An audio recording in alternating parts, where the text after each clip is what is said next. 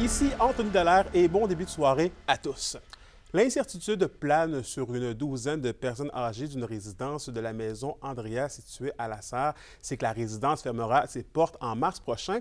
Un reportage d'Alexandre Cabana. C'était une journée des plus tristes, mais bon, ils sont relocalisés, là. Le cœur brisé, la propriétaire de résidence Andrea, Caroline Girard, déplore le manque de soutien financier de la part du gouvernement et estime que c'est entre autres l'augmentation du coût de la vie qui la pousse à devoir mettre la clé à la porte. Une douzaine de ses résidents doivent maintenant se trouver un nouvel endroit où vivre. Le gouvernement n'a pas pu vous aider à travers quelque part là-dedans, une subvention? Oh non! Non. Oh non? Oh non, on n'a pas eu d'aide. On a reçu une subvention à un moment donné dans le début de la COVID, mais il faut le remettre, donc... C'est une belle petite gang, mais on n'arrive pas avec ça. Non. On a beau essayer fort, puis t'as beau calculer comme tu veux, mais la réalité te rattrape. Les résidents ici martèlent leur déception de devoir quitter cette maison qui est depuis plusieurs années leur chez-soi. Oui, je m'en venais ici pour mourir, moi. Parce qu'on était proche de tout.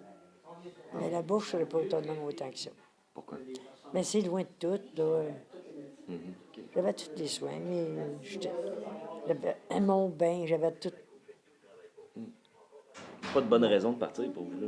Non, je m'en vais parce que j'ai pas de choix. C'est jamais parfait nulle part, mais ici, c'est assez parfait pour que je cite. C'est dur de déménager quand tu vieillis, là, en plein hiver quasiment, là.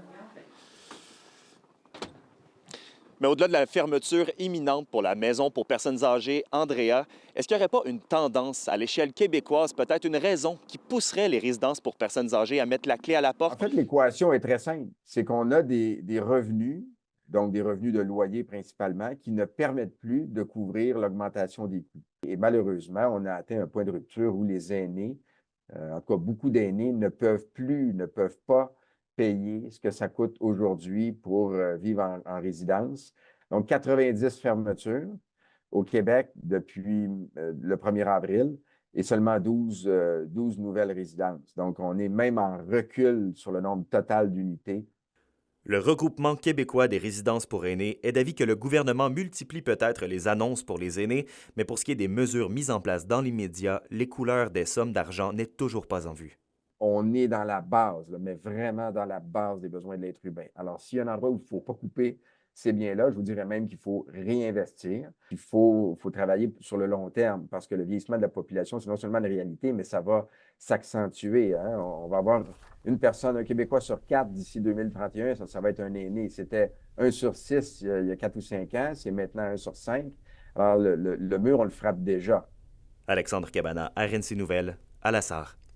Avec la bordée de neige qui est tombée ce week-end, la préparation des sentiers de motoneige a pu débuter. En Abitibi-Témiscamingue, environ 70 % des pistes sont désormais accessibles. D'après le vice-président de la Fédération des clubs de motoneige du Québec, presque la totalité des circuits de la région devrait être prêts cette fin de semaine.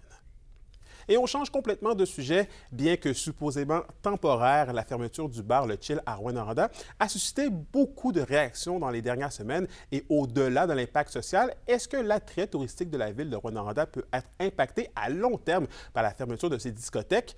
Les réponses dans ce reportage.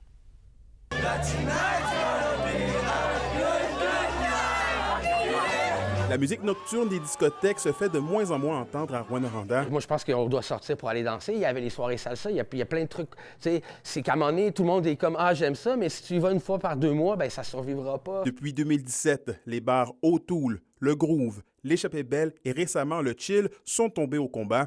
Les bars Le Privilège et le Cabaret de la Dernière Chance sont les 2 derniers endroits où il est possible de danser. C'est sûr que quand on entend parler qu'il y a un endroit qui ferme, c'est une perte pour la communauté. Surtout les discothèques, les bars, c'est des lieux de rencontre, socialisés. Donc là, c'est des endroits comme ça qu'on perd. Puis aussi, pour les touristes, évidemment, où ils peuvent rencontrer les gens de la place qui peuvent s'amuser. Donc, c'est sûr que c'est une perte là, pour la communauté de Rouyn. Bien que le CLD Rouyn-Noranda ne possède pas de données précises de l'impact sur le tourisme relié à la fermeture des discothèques, l'organisme soutient qu'elles sont essentielles pour l'attraction d'un milieu. Premièrement, c'est important pour les citoyens.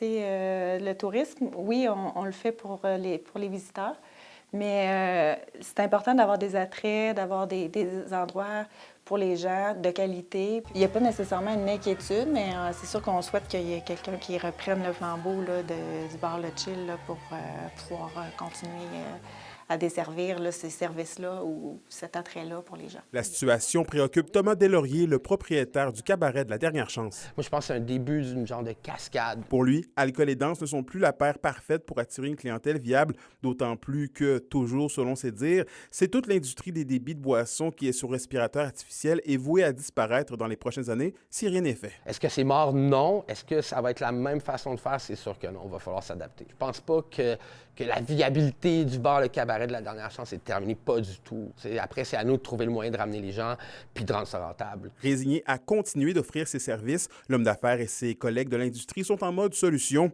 L'élargissement des services est pour l'instant l'avenue privilégiée. Moi, je regarde à l'extérieur, des trucs comme le bowling, les arcades, les vieux jeux d'arcade recommencent. Il y a des soirées thématiques, ça fonctionne. Fait que c'est sûr que peut-être faire moins de journées, ouvrir des journées différentes, toujours avec de quoi différent. On travaille là-dessus, là, mais on n'a toujours pas lâché la serviette là, pour le moment. Anthony Dallaire, RNC Nouvelles, Rouyn-Noranda. Au culturel, Ossisco en fête annonce le retour de la fête d'hiver de Rouyn-Noranda qui se tiendra du 22 au 25 février prochain à la Côte Météo. L'accès au site principal sera encore gratuit pour tous et les inscriptions aux activités sportives sont maintenant ouvertes. Les tournois de soccer sur neige et de hockey-bottine se tiendront du 23 au 25 février alors que les coureurs prendront le départ tous ensemble le dimanche 25 février pour la course Fonderie Horn. C'est rendu une tradition chaque année, puis chaque année, il y a des nouveautés, des choses, mais là, en ce moment, ce qu'on annonce, c'est toutes les activités avec inscription, qui sont généralement nos activités où il y a le plus de participation. Donc, on parle de le 5 km, le 10 km hivernal aussi, il ne faut pas l'oublier, hein, c'est quand même quelque chose là, de courir quand il fait des fois moins 20. Ça prend du courage. On annonce aussi nos tournois de hockey sur neige, nos tournois de soccer sur neige, l'ouverture de notre sentier illuminé, qui est là la semaine prochaine aussi, qui est extra fête d'hiver, qui va durer plus longtemps cette année. Donc, c'est beaucoup d'activités comme ça là, qu'on lance en ce moment. Et au sport, les Huskies ont passé bien près d'une fin de semaine parfaite, mais se sont inclinés 4-0 hier contre le Drakkar de Bécomo. Il s'agissait d'un troisième match en autant de soirs pour les hommes de Martin Dagenet qui avaient même, eux, battu le Drakkar 4-0 la veille. Vendredi, la Meute a eu raison des Saguenayens de Chicoutimi 5-4 en tir de barrage. Pour ce qui est des Foreurs, la fin de semaine a été plus difficile. Vendredi, le Verrières s'est incliné 4-1 contre les Olympiques de Gatineau. Le lendemain, les Foreurs ont été dominés 6-0 par les Voltigeurs de Drummondville. C'est évident qu'il faut rester à l'extérieur de la boîte des punitions. Puis à partir de ce moment-là, je trouve que notre game à 5 contre 5, on fait des belles choses. Donc, le mot d'ordre, c'est la discipline. Puis, tu sais, c'était pas tous des mauvais deux, par contre. Là, tu sais, quand c'est des 2 minutes d'intensité, d'éthique de travail, tu sais, du vouloir, ça me dérange un petit peu moins. Mais par contre, il faut quand même agir de la bonne façon pour justement rester en dehors de la boîte des punitions. Et à la météo de l'Abitibi-Témiscamingue pour ce soir et cette nuit, c'est des averses de neige qui sont prévues pour tous les secteurs. On prévoit des minimums oscillant entre moins 14 et moins 15 degrés Celsius. Pour demain sur la région, c'est généralement nuageux avec 40 % de probabilité d'averses de neige et un maximum de moins 9 degrés. Et en aperçu pour mercredi, c'est des nuages avec un maximum de moins 11. Et voilà, c'était notre tour d'horizon des informations régionales. Nous, on se dit demain pour la suite des choses. D'ici là, prenez soin de vous. Bonne soirée.